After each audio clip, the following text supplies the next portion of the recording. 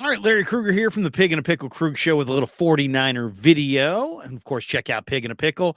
Two locations, Emeryville and Corte Madera. They're open 7 days a week in Marin from 11 a.m. to 8 p.m. And they're open Wednesday through Sunday in Emeryville. Pig and a Pickle, the best barbecue in all of Northern California.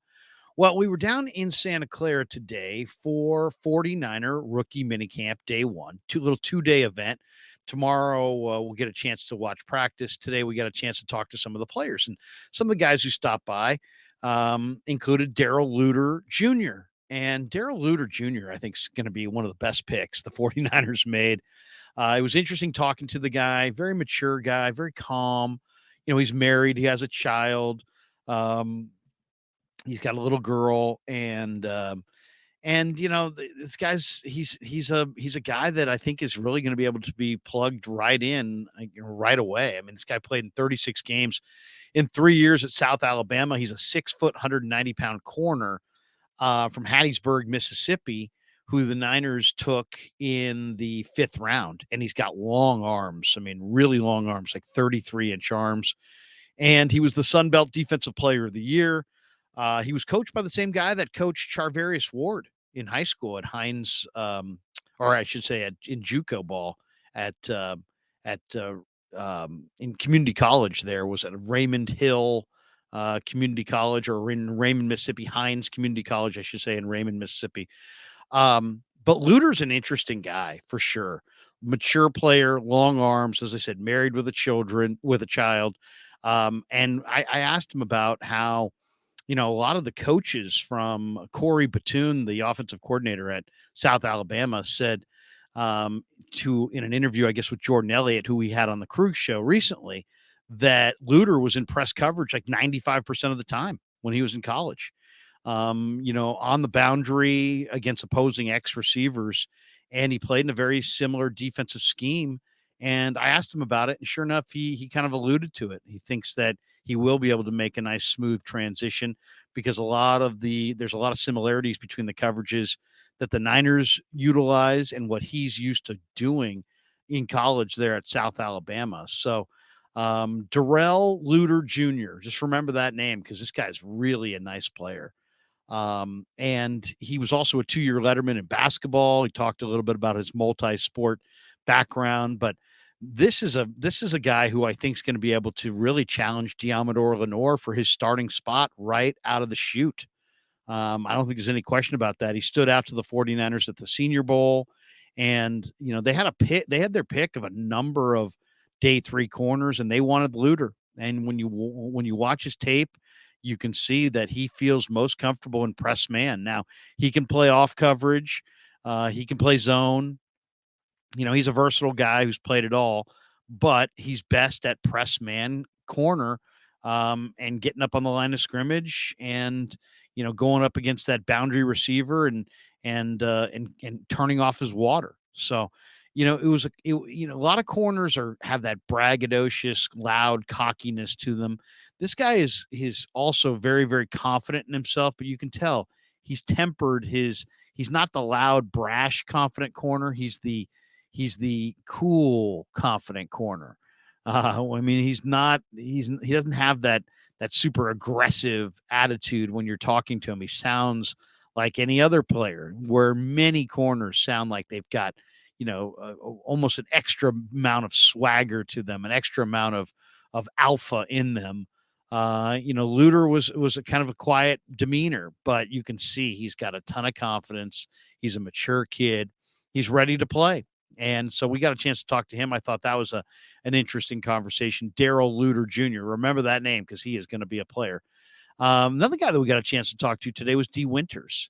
And Dee Winters appeared in 48 games, 39 starts in 4 years at TCU. And man, what a productive player this guy is. 246 tackles, 33.5 for loss, 12.5 sacks, 10 passes defensed, 3 picks, 2 fumble recoveries in his career at TCU for the Horned Frogs. And he played wide receiver at Burton High School in Texas. And, a lot of people think that he talked about how some people are saying that he's a Dre Greenlaw clone, which obviously puts a lot of pressure on the young kid. His pre-snap recognition is elite. And one of the questions I think Dave Lombardi asked him about, being utilized as a blitzer. And he basically was like, "Hey man, I didn't blitz. I didn't blitz at TCU. They didn't use me as a blitzer." And what we would all confuse with blitzing is just he shoots gaps. That's what this guy does. If you watch TCU film, go watch number 13. This guy shoots gaps. In other words, he's in his film, he's watching his cut ups, he knows his down and distance, he knows his formation, and he knows what's coming. And when he sees it, he goes, and there's no hesitation. And that's how you play defense in the NFL. You got to be in your playbook, you got to be in your tendencies, you got to know out of which formations and which looks they're doing what things, and then you got to recognize stuff pre-snap, and you got to be flowing towards the football pre-snap, or you're just not going to make big plays. Now, if you are flowing towards the ball pre-snap, you're going to make a lot of big plays. And Winters, who's from Brenham, Texas, sure did make a lot of big plays for TCU. He was named the college football playoff semifinal defensive MVP. He dominated against the Wolverines in that national semi. 7 tackles, 3 for loss, 1 pass defense, 1 pick, which he took back 29 yards for a touchdown. He had a pick 6 in that game in TCU's win over Michigan to help the Horned Frogs advance to the national championship game, which they'd eventually lose to Georgia. But what a player. What a player this kid is. And he's not big. He's 5'11", 230, maybe even a little under 230. But man, he's impressive. And I can't wait to see this guy on the football field, because while it looks like he's a blitzer, if you watch him, it's really just this guy, his recognition of what plays coming and what teams are trying to do is so great that he's got so little hesitation that you would swear he's a blitzer. Instead, he's just rallying up and run support, making plays. So maybe my favorite player that the Niners grabbed all weekend was Dee Winters, and I can't wait to see him this summer. The 49ers right now are hot when it comes to picking linebackers, and they got another good one in Dee Winters. All right, so we talked to Winters. Then we also had a chance to talk to Braden Willis, and Braden Willis is they call him Weight Room Willie. That was his nickname in college for his work ethic and strength in the weight room. And he hosts an Oklahoma podcast. I didn't realize that, with his former teammate Jeremiah Hall, called The Podcast on the Prairie. This kid's from Arlington, Texas, went to James Martin High School in Arlington, Texas. He was the 19th best tight end in the nation the year he came out, and was the Texas District 4 6A MVP as a senior.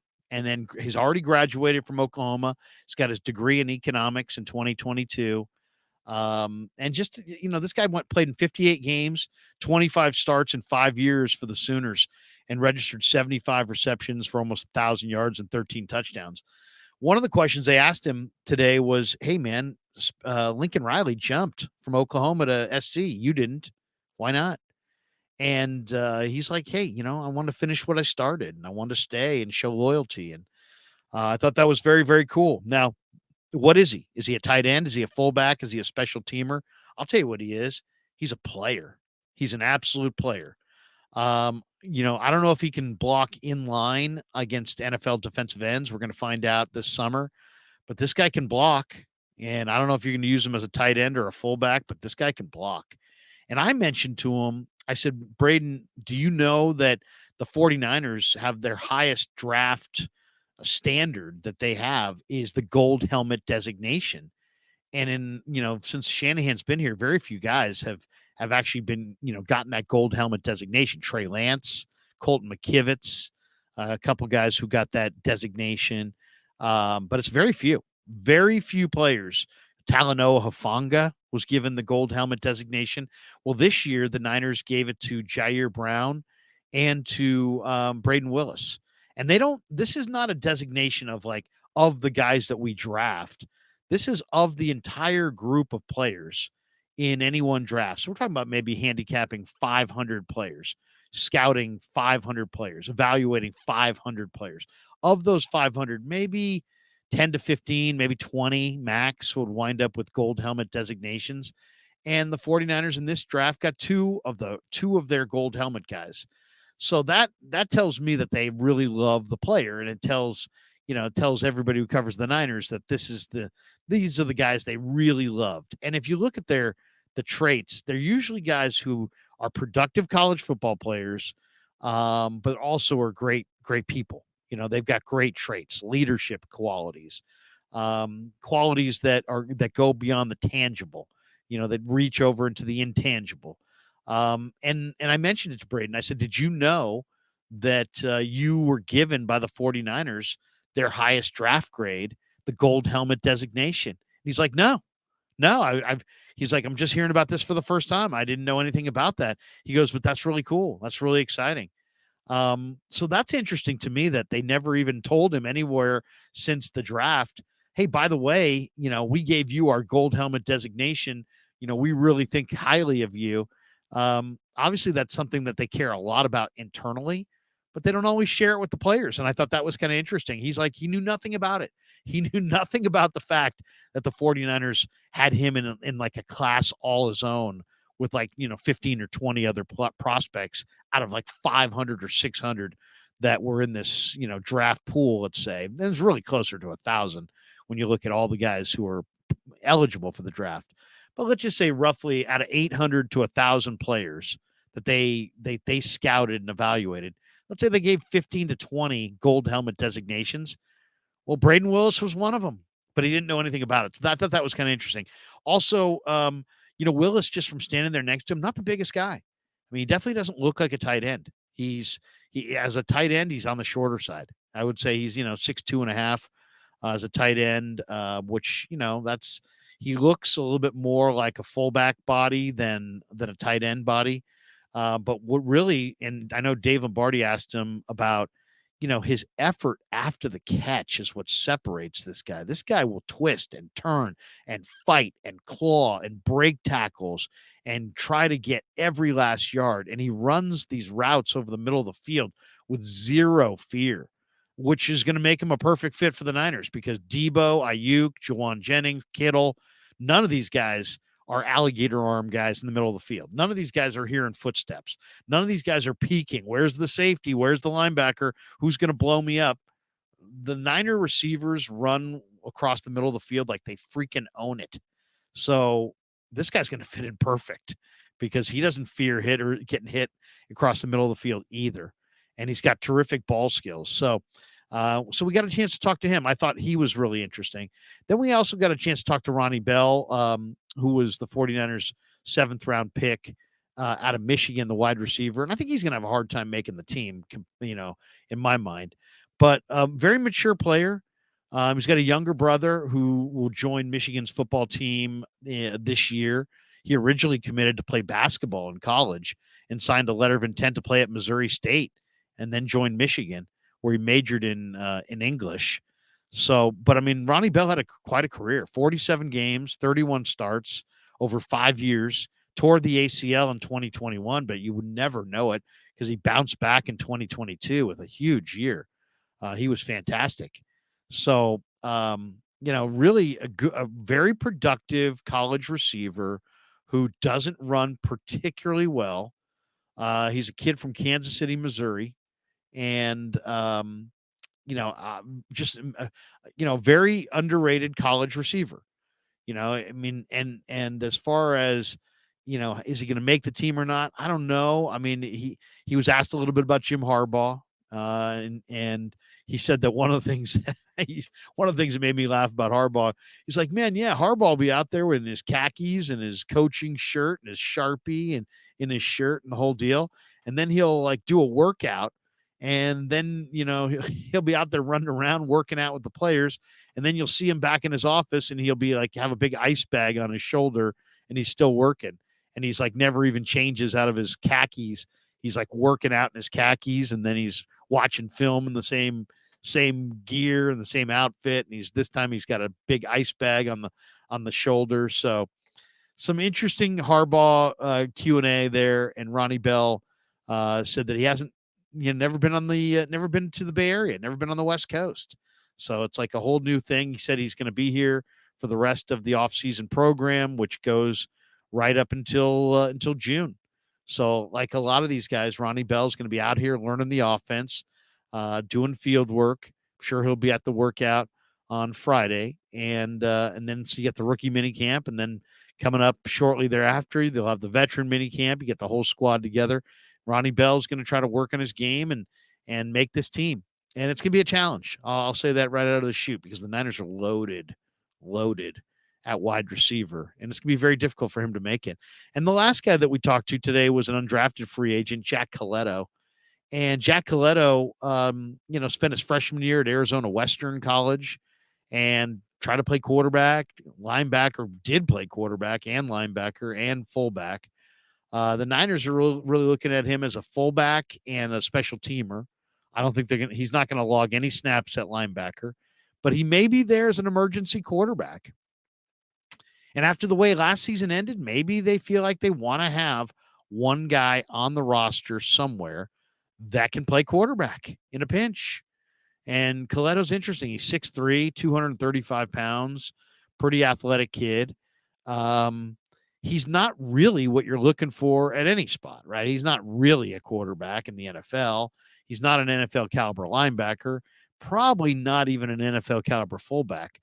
But at the cutdown, if you can play a bunch of spots and one of them's quarterback, you may make the roster. So good kid. Talk to him a little bit. And one of the questions I asked him was about Taysom Hill. If he models his game after Taysom Hill. A lot of people have compared Jack Coletto to Taysom Hill with the Saints, who has been kind of a quarterback. He's a running back. He's a receiver. He's an H-back. He's a tight end. He's a fullback. I mean, what is he really? I don't know. He's just an athlete. Now, Taysom Hill is a much more athletic player than Jack Coletto. But I said, hey, do you model your game after him? And he says he's watched him a lot, and he obviously likes the comparison and thinks he can do some of the same things. So, the one thing about Coletto is versatility is his game. He was second team All Pac-12. He won the Paul Hornung Award for, versatility, basically. I mean, Paul Hornung was a two-way type player and a very versatile player at Notre Dame. And obviously Coletto is in that same line. He's a very versatile jack of all trades, maybe master of none, but definite jack of all trades kind of a player. So it's going to be interesting to see at the cutdown if he can make the team, because he might be the guy that they keep and wind up cutting 3 or 4 other guys just because, you know what? We got Jack here. He can be the backup fullback, and he can be the, 4th or 5th tight end, and he can be the emergency quarterback, and he can be a special team stalwart.